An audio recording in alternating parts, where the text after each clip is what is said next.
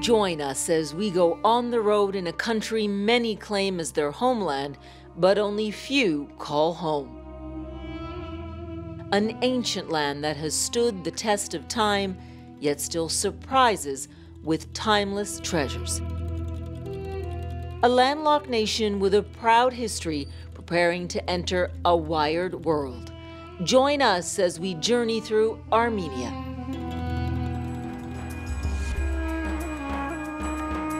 We begin in the capital, Yerevan. After 23 years of independence, there's evidence that this tiny nation is finally starting to shake off its Soviet past. The signs along Lenin Avenue have been changed to Mashtots Avenue, a 5th century monk who invented the Armenian alphabet. You see more Western luxuries, more traffic, and more access to technology.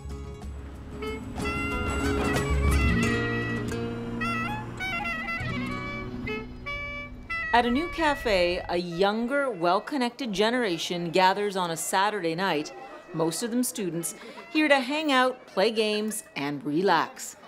In a novel concept, drinks and snacks are free. You just pay for your time spent.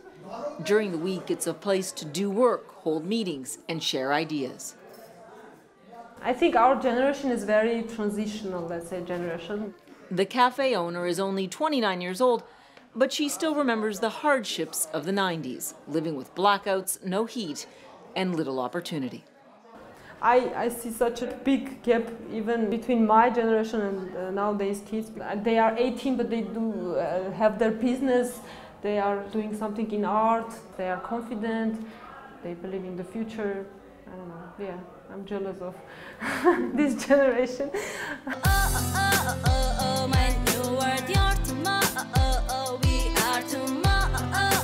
Meet Armenia's new internet generation. They are talented, ambitious, and they have just been handed the keys to the castle. The most surprising is when they come here, they're different. Suddenly everything changes. It's amazing. It's the power of what we have created. We're at Tumo Center for Creative Technologies, located on a shiny new campus overlooking Yerevan.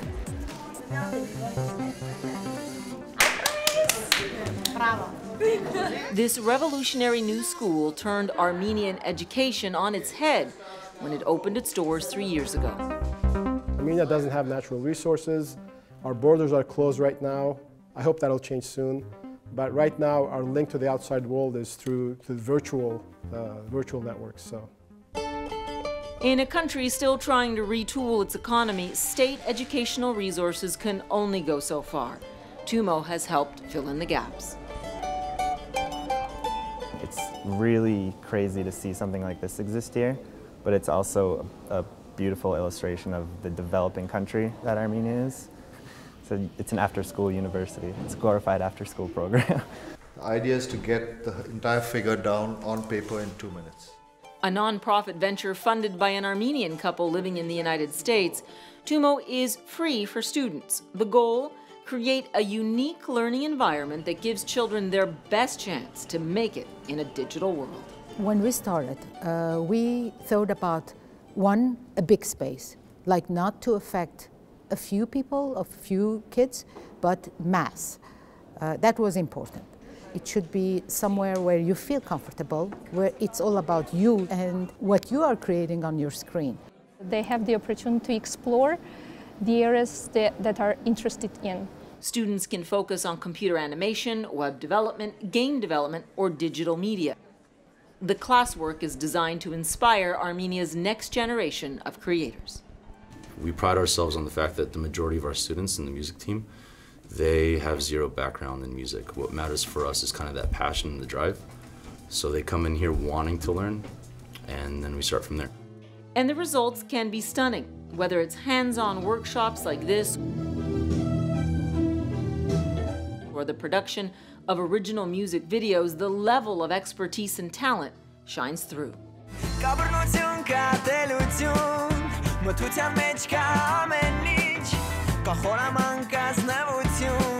This is going to be the music scene.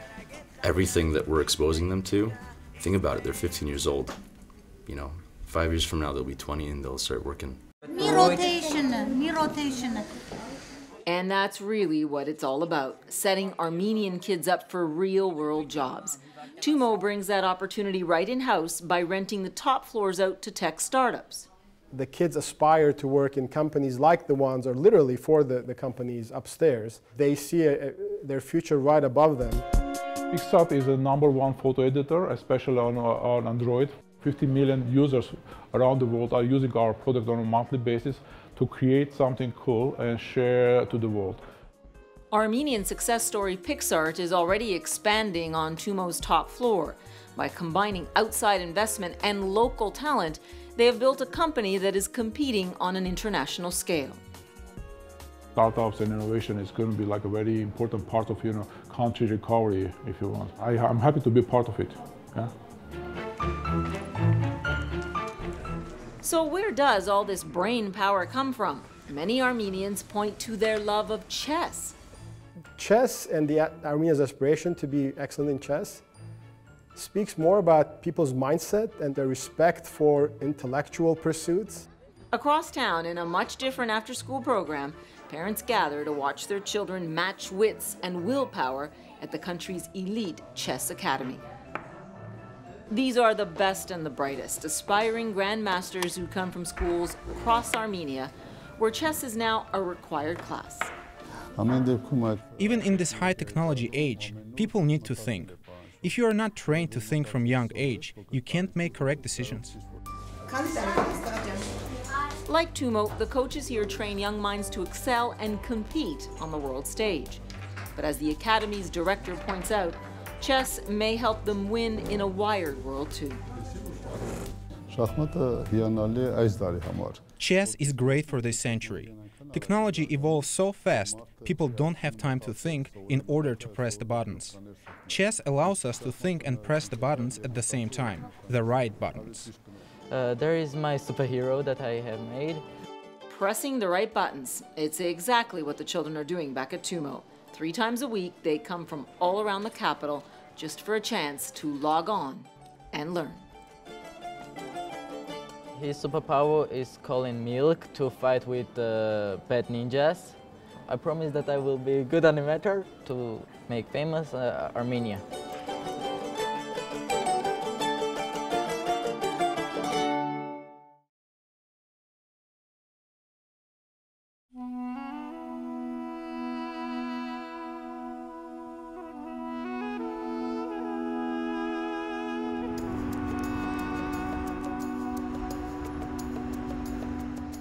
To begin to understand the soul of Armenia, you must first visit this austere memorial overlooking the capital, Yerevan.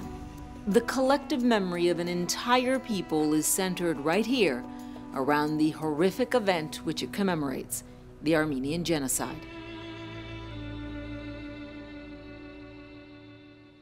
It is a stark reminder of a seismic crack in Armenia's long, proud history, when 1.5 million Armenian Christians living in the Ottoman Empire were massacred. It is very powerful, the way it is built and the architecture and the landscape. It was built in 1965 on the 50th anniversary of the genocide.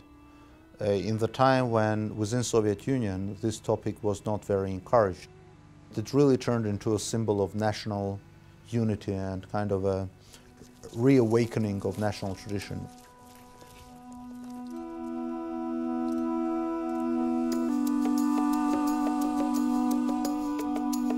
Another mobilizing force that has unified the country for centuries is the Armenian Church.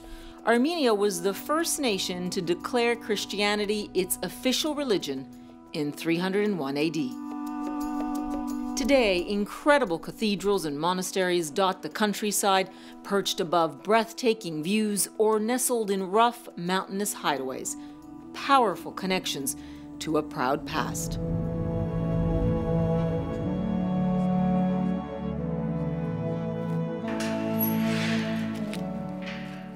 Traveling outside the capital, Yerevan, we find one of the church's crown jewels, Gegard Monastery, a 13th century architectural wonder carved right out of the surrounding mountainside. You can feel the energy there. Meanwhile, which is very calm and there's huge energy there. Our guide through Gegard is Mirushan Minashian, a young architect in awe of its complex beauty. For me as an architect, it's incredible to imagine to carve out something like this, even with today's equipment, the advanced technologies. It's like almost impossible. I'm really proud of the people who did it, and I'm pretty much sure they had a very big vision. As you can see, this is a carve from inside the stone, and you can see how perfect they imagined the dimensions and how accurate they did everything. Many religious sites in Armenia were destroyed by earthquakes or torn down by the Soviets. The ones that remain serve as reminders of a much larger, more dominant Armenia. When they're coming here, from most of the people, and they're trying to find their roots. These places are, for me, it's like the time-traveling things, that you're traveling through the time and going so deep. And honestly, sometimes you can feel them.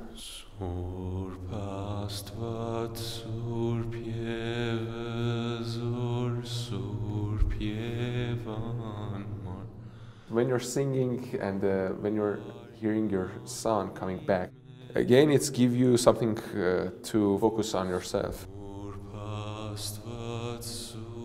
Where are you going, and what's the message that these people try to send you?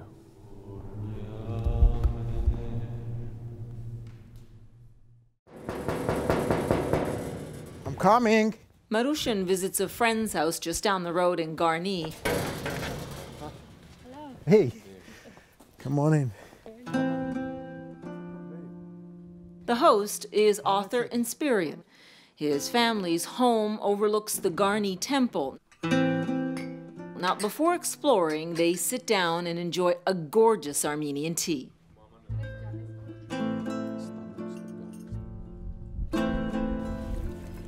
We have a dessert table, organic fruits, everything from this garden, everything, including tea, including this juice, and we call this unab. It's not popular, but it's very tasty. Tasty it is. Walnut is very popular in this village, Garni. Very tasty walnut. I really like the anab. It reminds me of my childhood. You can take it with you. Take your childhood with you.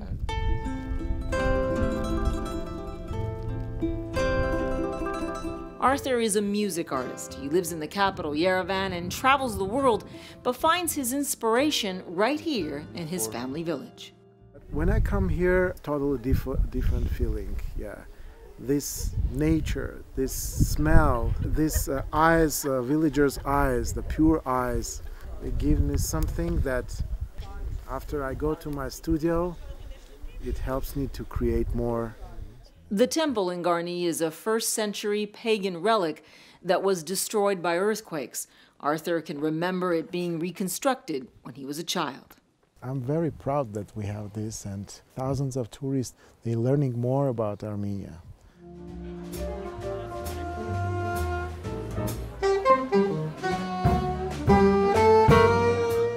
For Arthur, connecting to the past has always been very important. As an Armenian jazz singer, he knows great things can come from reaching back. I see the young generation that sometimes they ask me, why are you doing the old music?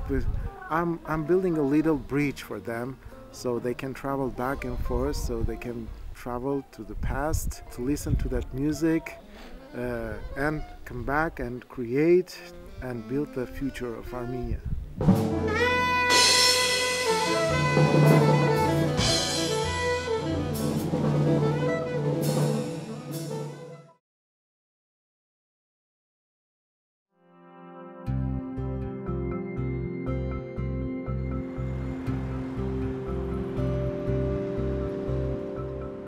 Morning in Yerevan.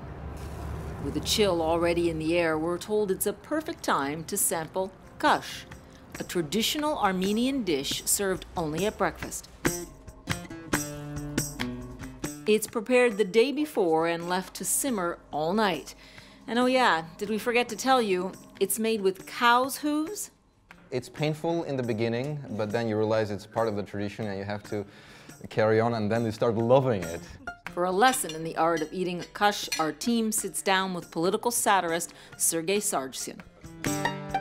We take this very seriously, okay? Khash is a ritual, not just meal, it's a ritual. So it's also supposed to isolate you from the society for the rest of the day, so it implies a lot of garlic. Then the most important part, dry lavage, until it turns into a porridgey substance. And then you do this. It's an apologetic sound that you know you're a sinner, you know, you're admitting you're a sinner, and then you carry on sinning. With the early morning vodka already flowing, the conversation eventually turns to politics and the state of satire in Armenia today. We're still learning, we're still in the process. Sergei believes his show's satire is helping to put public pressure on Armenia's political elite. Reporters know that whatever they ask is going to end up on TV, and so they can't really bully the reporters. Signs of a maturing democracy? Sergei would be happy if it just made Armenian politicians smile a bit more. It's like politicians are having khash all year round. They have their khash spaces serious, and they have to take things seriously.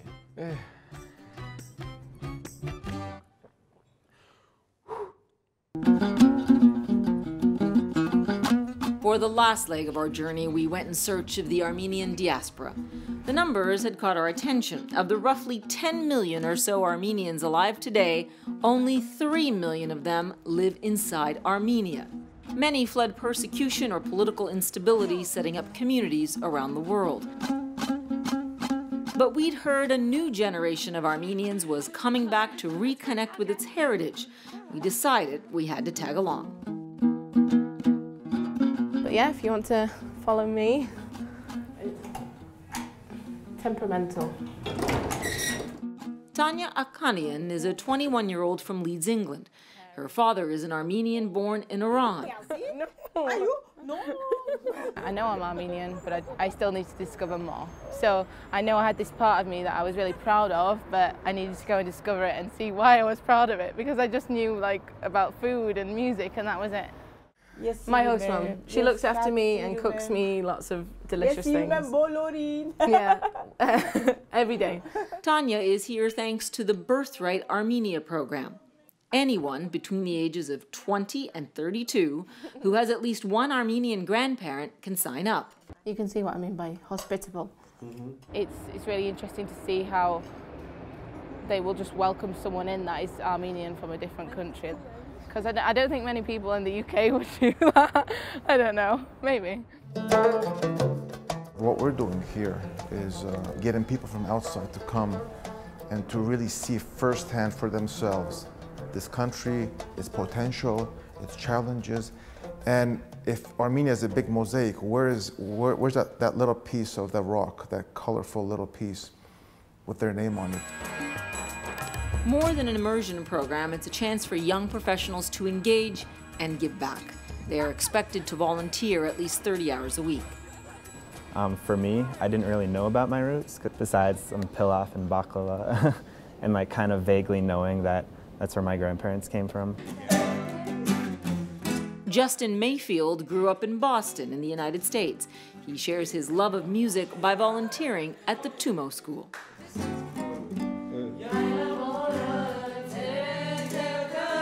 Learning Armenian music was one of my goals when I came here, and I'm trying to implement it into my workshop and trying to make the students have a way to modernize it. So we want to kind of show them what's awesome about it. Birthright helps volunteers get the full Armenian experience by taking them out of their comfort zone. We catch up with the Birthright caravan in the tiny village of Yeged Nudsar. I am Antoine Stepan Terjanian, and this is my wife Sheila. We were like you, Armenian Volunteer Corps. We came here in May 2002. We came to Armenia for the first time. Our objective was to serve for 1 year, but we fell in love with the people. There you go. It's really interesting to hear Anton's story, actually, about what he said about the people being the greatest resource, because like the one thing that is consistent everywhere in the cities and in the villages is kind of the people, and like how hard they work and how everyone's got like a complicated history. I think I will. You will come back and keep in touch. Tomorrow we're just gonna knock on people's doors and talk to these families. We'll try this one first. Usually it leads to like a really interesting story and something like you've never imagined someone could have gone through.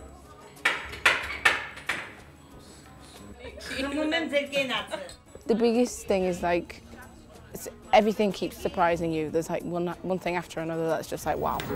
You might need some more time here. Keep an open mind and have no expectations. That's always what I'm going to say to you. Okay. Wow. It reminded me so much of back home and growing up with my dad, like the Western Armenian influences. And we've come away with dried fruits, cognac, wine. What have you got? Socks. Socks. And I've got her phone number, so. As our journey through Armenia winds down, a look back at the experience reveals a country betting heavily on its youth. At every stop, signs of a new generation of Armenians ready to move beyond their parents' past and embrace a future without boundaries. And probably most memorable from our time on the road in Armenia, all the people, both young and old, who were eager to open their hearts and share their homeland.